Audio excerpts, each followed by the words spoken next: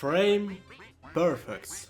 Ой, блядь, сука, сколько же чем поднялось из-за меня? Пиздец. Всем привет, я Скоя. Это видео наконец-то вышло. Совсем недавно... Ну как недавно? Ну... Немножко давненько. Ну, бывает. В мае месяце я выкладывал опрос, стоит ли делать видеомонтаж, как я делаю тайминги. Так как я проходил, ну и сейчас прохожу Ultimate Perfection, и делаю под себя тайминги. И я решил, а почему бы не сделать видео? И я так подумал, у меня же сообщество открыто, почему бы не сделать опрос? И что же показало опрос? 92% написало «пошел нах».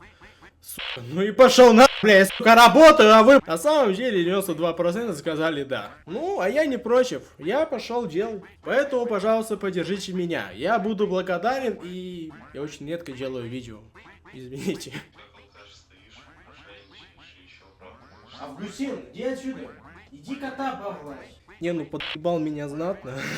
План видео вот такой. Я рассказываю сначала теорию, что я ем и как это получается. После я обозначу некоторые факты, которые разлетаются вокруг интернета. Например, самое популярное, что я аутистый б***ь.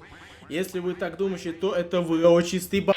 Ну а также, что я буду делать в будущем и какие у меня открыты проекты. Если же вы очень умный и вы знаете всю теорию, мне очень интересно, как вы это знаете, то перед вами находится тайм-код. Там, в принципе, сразу практика, там будет объясняться тоже, но это будет показываться на реальном примере. Но я бы все-таки порекомендовал вам посмотреть теорию, сделать чай, взять печеньки и просто посидеть, послушать. Может быть, вы что-то не поймете, но вы будете понимать, что это сложная херня, и какую же я работу проделал, чтобы вышло все вот это. Ну а теперь хватит задерживать, и пора переходить к теории.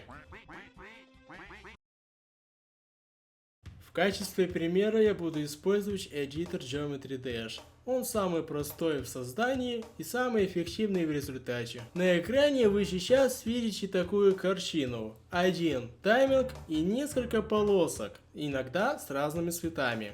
На данный момент я использую 60 FPS, но считайте, что это 360 FPS. Это намного лучше покажет мой метод. Прямо перед вами находится 360 FPS Frame Perfect, а также полоски. Эти полоски показывают положение кадров. Грубо говоря, когда вы делаете нажатие, на этих полосках, на этих местах прыгает игрок. При нажатии на синюю полоску вы пройдете Frame Perfect, а если вы нажмете на красную, то вы умрете. Вы нажмете слишком рано. Если на оранжевую, то наоборот, слишком поздно. Чтобы натренировать консистент на этом тайминге, обычные люди просто проходят его много раз. Они будут нажимать слишком рано или поздно, иногда они будут проходить. Но спустя какое-то количество попыток они смогут проходить этот тайминг несколько раз подряд. То, что и надо. Это как раз таки и называется консистент. Если кратко, то у многих консистент заключается в дрочиливе данного тайминга. Чем больше ты дрочишь, тем лучше выйдет результат. Блять, как это, сука, логично. А теперь надо рассказать про мой метод. В чем же отличие? А все довольно просто. Видите оранжевую полоску? Вот я буду прыгать на этой полоске все время. И я не буду ни разу прыгать ни на другой полоске, кроме как оранжевой. В этом и весь смысл. Мой метод называется постоянный консистент, и он заключается в том, что я прыгаю на одном и том же кадре. А чтобы я смог пройти тайминг, мне надо сделать так, чтобы тайминг проходивший на оранжевой полоске. Вот и весь секрет моего фокуса. И если вы спросите, легко ли проходить такие тайминги, я вам отвечу, что в принципе да, они легко проходятся. Вторая тема теории. Темп. Честно, это элементарное знание. Просто кратко. Дам пример. Вы тренируете какой-то демон, где в конце Triple Spike Frame Perfect.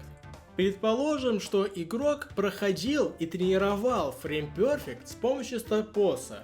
Если вы не знаете, старпос меняет кадры, и они абсолютно отличаются от Normal мода. И когда этот игрок начнет играть Normal мод, то темп будет отличаться. и он умрет большое количество раз в конце фреймперфекта. Аналогично и здесь. При создании фреймперфекта требуется темп, если, конечно, фреймперфектов больше, чем 3. Нахождение хорошего темпа — это довольно сложная работа, потому что какой-то тайминг может оказаться хорошим, какой-то не очень, какой-то удобный, какой-то нет. Но самое главное — это темп. Если будет темп, то следующие тайминги тоже будут с темпом, и я смогу пройти их как какие-то орешки. Если же я буду проходить без темпа, то я просто не смогу пройти ни одного. Третий этап теории — это нахождение кадра. Как было сказано заранее, чтобы найти тайминг, надо умирать несколько раз. Например, я умер, потому что нажал слишком поздно. Значит, надо переместить тайминг чуть правее и так далее, и так далее. Но зачем нам так выеживаться, если есть один простой способ? Все, что нужно сделать, это сделать невозможный тайминг, при котором я буду нажимать слишком рано. Причина, почему слишком рано, вполне проста. Если нажимать слишком поздно, игрок будет умирать об стену. Хитбоксы выглядят как какой-то столб. Игрок будет умирать просто об стену, и процент будет одним и тем же. Но если игрок будет нажимать слишком рано, он будет умирать об пол. И чем дальше игрок будет, тем выше будет процент. Процент — это тот же самый кадр. И допустим, я умер на 55% 10 раз. И я знаю, на каком проценте я всегда умираю. Я могу включить бота, и я могу замакросить на этот процент. И вуаля, вот и кадр. Ну а вот и четвертый, заключительный этап теории — подставка с помощью мегахака. В мегахаке V5, V6, V7 без разницы есть такая функция, как блок X, блок Y и так далее. Вот эта функция — это то же самое, как стрелочки Geometry Dash. Меняется направление. То есть немножко лево, право, вверх, вниз, как угодно. Но это чуть более сложнее, и оно чуть более детальнее. К примеру, самый маленький мини-щелчок в Geometry Dash — это 0,5x. А когда в мегахаке возможность изменять положение до 1000 x, 1/1000 x и 1/100 x, то чувствуется, что разница колоссальная. И просто легчайшим способом подставляются шипы. Первый шип, который должен быть максимально лево, просто подставляется максимально к игроку. И вот, допустим, 51 стал 50, игрок умер на 50 x. Все оставляется на 51.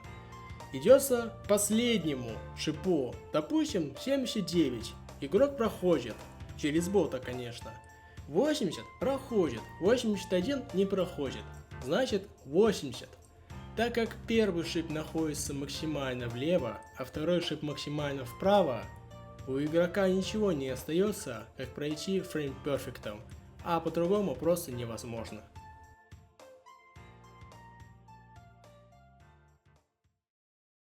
Ах да, если вы хотите послушать ответ на вопросы и всякие факты, то идите в конец видео. Ага.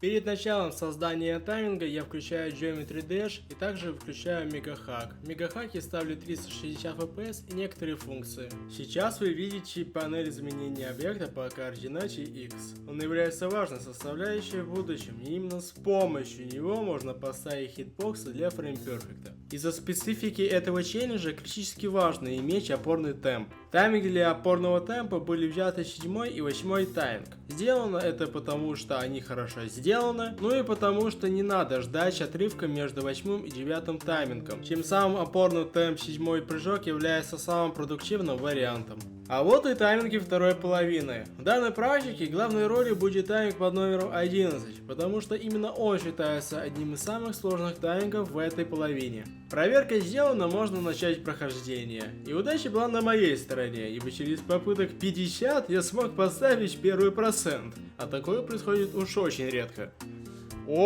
Этот процент мне как раз и нужен. Я его записываю в блокнот и играю второй раз. И буквально через 2 минуты я умираю там второй раз. И угадайте на каком проценте. После чего я запускаю GD-бот и готовлю к созданию макроса.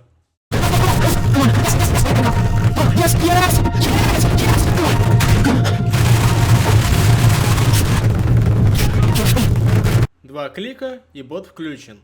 Извиняюсь за прошедшее, я сука так хотел это вставить. Я включаю практику и иду поставлять чекпоинты под процент. И тут вы можете сказать, что процент отличается от прошлого, и вы будете правы. Связано это банально из-за включенной практики и внедренного GT-бота. Из-за специфики работы двух вещей, к сожалению, выдается вот такая погрешность. Но она не критична. Для 360 Гц это абсолютно нормально. Было бы 2К FPS, оно бы уже играло большую роль. Но не в этом случае. Ну и все, макрос записан. Можно заниматься вычислениями. И эта ситуация очень интересная. Ранее, когда был Prefino Perfection, я записывал макрос на весь челлендж. Для этого я использовал бот DDHor, и именно по этим координатам я поставлял 1 по 8 тайминг. Вторая половина в принципе никак не отличается по дальности, чем первая половина, поэтому я буду брать координаты из первой половины. С помощью вычислений из первой половины я могу узнать расстояние прыжка игрока расстояние игрока, именно место прыжка, до первого шипа. Таким образом можно с помощью макроса, который я записал буквально сейчас, сразу могу определить место шипа, которого мне надо поставить. А вот и сама цифра. Теперь просто понадобится взять x из макроса, который мы записали, добавить это число, и после у нас выйдет местоположение шипа, который надо поставить. Вот и все. Осталось поставить первый шип по этой координате, найти длину, ну и после тайминг готов. Но не тут-то было. На фоне монтажа я удалил часть, где я доходил немножко другую координату из-за некоторых причин. К большому сожалению, разработчик очень хорошо поработал с положением икса на дальних расстояниях. И в случае, если на первой секунде уровня тайминг должен иметь длину 100x, то на 10 секунде, чтобы он был фреймперфектом, надо x98. Если же будет немножко больше, то этот тайминг будет просто невозможным. Плюс во время записи у меня сломался бот, тем более ломается абсолютно без разницы, что DDHor, что TASBot, что EchoBot. Мне ничего не осталось, как мучиться и просто искать правильную координату. И да, все, что показано в видео, все посчитано правильно и в принципе можно использовать как вариант постановки тайминга. Просто вот такая нестандартная ситуация. Поэтому число будет выглядеть немножко иначе, но считайте, что это правильно. Ну, это выглядит уже получше.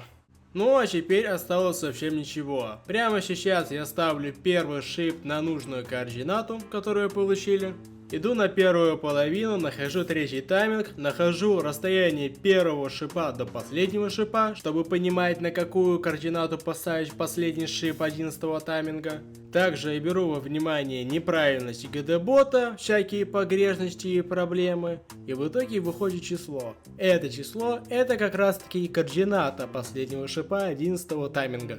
Если у вас возник вопрос, почему координата немножко меньше, чем надо, на это есть довольно банальный ответ. Так как этот бот сломался и макрос не очень хорошо записался, а это значит, что не 100% это будет правильный макрос, уменьшение координаты является так таковой страховкой, потому что такой сильной погрешности не может быть. Это все равно будет фреймперфект, а вот если поставить на 9.1, есть вероятный шанс, что он фреймперфектом не станет, он станет просто невозможным. Теперь я перезахожу в Geometry Dash, чтобы убрать GD-бот, снова включаю мегахак и ставлю еще что надо, и просто захожу в челлендж и просто пытаюсь пройти 11 тайминг.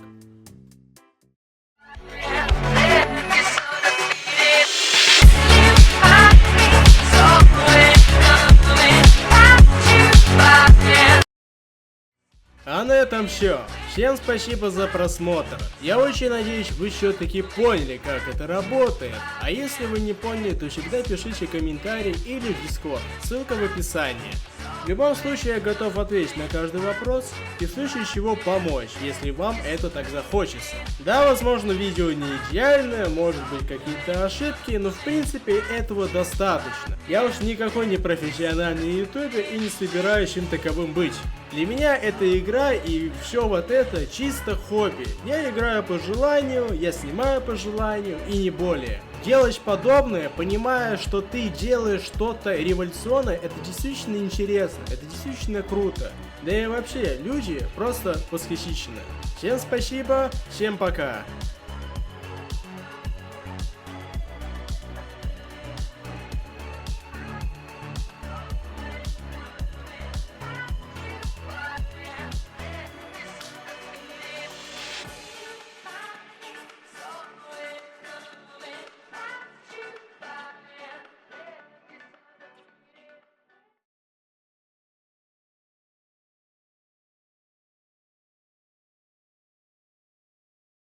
Если вы пришли послушать всякие факты, а я уже заснял эти факты на 12 минут, то переходите по этой ссылке. Я это сделал, потому что в монтаж закидывать это очень долго. И плюс я собираюсь на втором видео вот этом в ютубе, там тоже сделать субтитры потом, чтобы так разделять. Так что просто переходите по этой ссылке.